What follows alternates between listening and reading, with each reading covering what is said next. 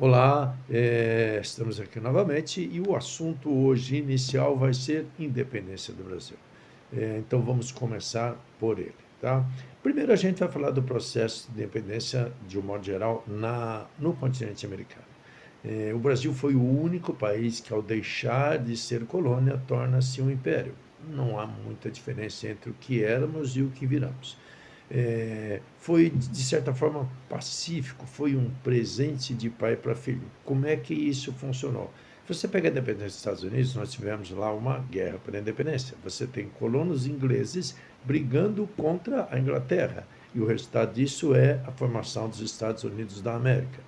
Você tem na América Espanhola, no lado espanhol, você tem as elites crioulas, que eram filhos de espanhóis nascidos na América, e em alguns momentos participação popular, e a gente tem várias guerras da independência.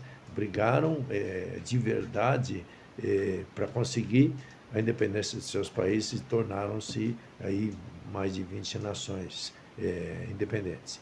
E no Brasil não. No Brasil é, foi muito amigável, foi tipo assim, presente de pai para filho. A coisa toda começa quando? Nós fomos colônia de 1500 até 1822, só que em 1808, por força das invasões napoleônicas, do bloqueio continental e das invasões napoleônicas em Portugal, a família real portuguesa fugiu para o Brasil. Tá? Veio para o Brasil, trouxe, segundo os dados aproximados, 22 mil pessoas da corte vieram para o Brasil e se instalaram no Rio de Janeiro. Tudo que acontece no Rio de Janeiro durante o período que vai de 1822, as de 1808 até 1521, mais ou menos, 1520, 1521, são benefícios, embora se destaque muito nos livros de história, não são benefícios relevantes quando a gente pensa em população brasileira.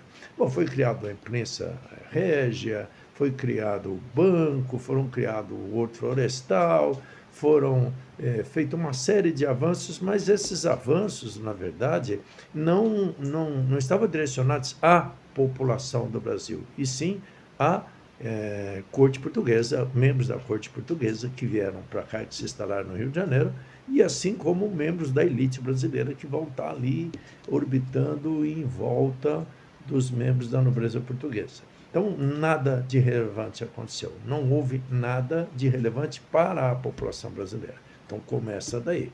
Então, durante esse período que a família real vai ficar por aqui, tem a Revolução do Porto, né, a expulsão dos inicialmente franceses e depois dos ingleses de solo português, e aí a burguesia portuguesa vai fazer a Revolução do Porto, e a Revolução do Porto significa o quê? A retomada dos portugueses do território português.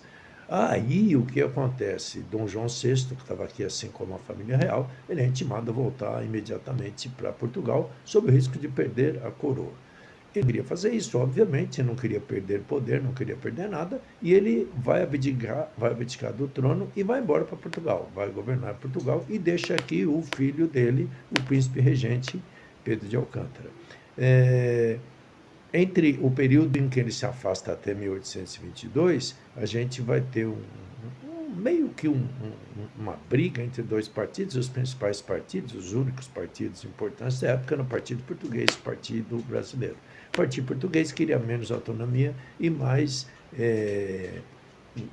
se achegar mais da coroa portuguesa. E o Partido Brasileiro queria mais autonomia, mas de certo modo, sem se afastar muito da coroa portuguesa. Esses dois partidos vão brigar, estão ali no jogo de cena, e em 1822 sai, em setembro de 1822, Dom Pedro ele vai proclamar a nossa independência, livrando-se teoricamente de Portugal. O problema maior é o seguinte: como nós éramos a colônia mais importante, mais rentosa de Portugal, Portugal não vai abrir mão da colônia desta forma. E ele vai exigir um pagamento para reconhecer essa independência. Nós não tínhamos dinheiro para pagar isso, e a gente vai recorrer então a quem? Aos ingleses, e aí a gente pede o dinheiro emprestado para os banqueiros ingleses, paga Portugal, e aí sim Portugal nos considera independentes, tá? Né? Deixamos de ser colônia para ser um país independente. Mas aí também tem um outro problema. Quem é que faz a independência? Quem faz a independência é o filho do rei de Portugal. E que não tinha a menor intenção em transformar absolutamente nada, assim como quem o auxiliou. E a gente vai começar, então, deixamos de ser uma colônia e passamos a ser um império. Nosso primeiro imperador, nosso primeiro rei foi Dom Pedro I, e que depois vai abdicar em favor de seu filho Dom Pedro II e volta para Portugal, depois da morte de Dom João VI. Então, assim, a nossa independência foi totalmente fajuta, tá? Não houve luta. Assim, alguns livros descrevem alguns movimentos regionais, mas nada que se parecesse com o que aconteceu nos Estados Unidos, nada com que se parecesse com o que aconteceu em qualquer outro lugar da América. Foi teoricamente muito pacífico e não houve grandes mudanças, nem no governo de Dom Pedro I e nem no governo de Dom Pedro II. Por exemplo, os dois se diziam contra a escravidão, achavam a escravidão desumana, mas nunca acabaram com a escravidão. Por quê? Porque por trás da escravidão tinha lá uma questão política que para os dois era muito importante. Então tem muita conversa mole com relação a isso. E, novamente, o que de relevante foi feito a partir no governo de Dom Pedro I e no governo de Dom Pedro II? Não vimos durante o governo de Dom Pedro I e Dom Pedro II nada que fosse relevante para a população brasileira, como escola para o filho do pobre, hospital público, programa habitacional, nada disso foi feito. Todas as ações que são feitas também durante o governo dos nossos dois reis, dos nossos dois imperadores, está voltado a favorecimento de um grupo muito pequeno, de uma elite. Essa elite é que, na verdade, vai manter os governos funcionando, ou os dois governos funcionando, dando apoio, e a população serve para pagar impostos. Tá? A gente vai ter uma série de rebeliões populares, essas rebeliões são sufocadas com violência, e é isto. Tá? Então, se o nosso processo de independência carece de uma revisão histórica, glamorizou-se a independência e não é isto, na verdade não é isso. Foi importante o processo de independência do Brasil? Foi, mas a gente teve uma série de problemas. A gente se sai da dependência portuguesa e entra ficamos refém dos ingleses, a gente vai assinar uma série de acordos que chega-se ao cúmulo de os produtos ingleses importados são mais baratos do que os produtos fabricados no Brasil. Então, a gente não teve vantagem econômica. E mudança social, também não teve mudança social nenhuma. Nada de relevante para a população brasileira foi feito. A gente, durante os dois governos, Dom Pedro I e Dom Pedro II, a gente vai ter o favorecimento das elites brasileiras, e é isto, não mais do que isso. Tá? Então, a gente não tem muito o que comemorar. Diferentemente de outras regiões da América em que o processo, por exemplo, leva ao fim da escravidão, leva a mudanças sociais e tal, no Brasil nada disso aconteceu. Estão nos devendo. Eu acho até engraçado que o brasileiro comemore tanto o 7 de setembro, sendo que, historicamente, ele é relevante. Ele é meio que um golpe, é meio que uma coisa, presente de papai para filhinho e tal, tanto que uma das frases que Dom João VI, quando vai embora e deixa o príncipe regente, é mais ou menos a seguinte: filhos, se perceberem que alguém vai fazer a independência, vá e faça, não espere que um aventureiro a faça. Então, é meio que um presentão, tá? E basicamente é isso, com relação à independência, é basicamente isso. O outro assunto que eu queria tratar hoje é com relação à escravidão africana no Brasil. Muito se fala, mas assim, a escravidão foi um negócio escabroso. Na verdade, a escravidão em si, não tem o que desescravizar gente, não tem sentido nenhum.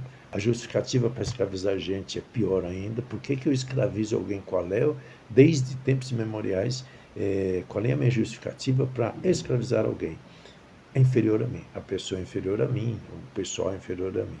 Não há necessariamente no processo de escravidão a questão racial, mas a questão racial vai surgir com o passar do tempo. Se eu quero anular alguém como pessoa, eu vou atacar naquilo que mais significa para esse pessoal, que é a religião, que é a língua, que é a cor da pele, que é o formato do nariz, que é o formato das orelhas e tal. Isso tudo passa a ser relevante durante o processo de escravidão.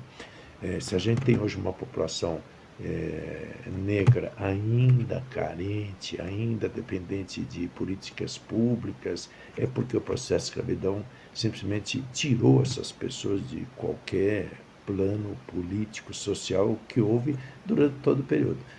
Porque não houve nenhuma política de compensação, não houve nenhum plano de integração dos escravos no momento da libertação dos escravos, e a gente não pode deixar de pensar nunca, ou de entender que o fim o fim da escravidão no Brasil não se deveu à bondade de uma pessoa, a dadivosa princesa Isabel, e nem de um governo, mas sim de uma pressão, inclusive por parte da Inglaterra, que havia acabado lá com a escravidão por causa da Revolução Industrial. Escravos não consomem, e o que ela quer é uma população que consuma seus produtos. E ela passa a brigar, então, de maior traficante de escravos da época, ela passa a ser agora a guardiã dos direitos contra a escravidão. E ela vai pressionar o Brasil. Como nós tínhamos uma dívida muito grande com a Inglaterra, a gente acabou cedendo e a gente fez um processo é, de, de final da escravatura no Brasil em função de pressão dos ingleses. Mas a gente não pode deixar tirar o valor do próprio negro. Ninguém, em momento nenhum, em sã consciência, se coloca como escravo espontaneamente. E os negros brigaram muito todos os momentos, a todo instante, contra a escravidão. De que forma? Fazendo greve, destruindo as coisas, fugindo, fazendo os quilombos, os abolicionistas arrumando dinheiro para comprar alforria de outros escravos e uma série de outros fatores que vão levar à escravidão. Então, assim, quem mais combateu, quem mais brigou contra a escravidão foi o próprio escravo. Tá? A gente não pode esquecer nunca disso. Ele não foi um cara passivo que ficou lá sentadinho tal, esperando que a princesa Isabel fizesse o processo de libertá-los porque ela era dadivosa, ela era uma figura divina tal. Não, nada disso, tá? O africano, o escravizado, ele foi o tempo todo figura ativa, agente ativo do fim do processo de escravidão no Brasil. Obviamente porque isso é desumano. Se falar em escravidão é desumano. Tá? Então, essa é uma segunda questão. E se a gente tem hoje políticas afirmativas, não tem mais do que a nossa obrigação em fazer isso. Embora o discurso seja assim, eu nunca tive escravo, pouco importa.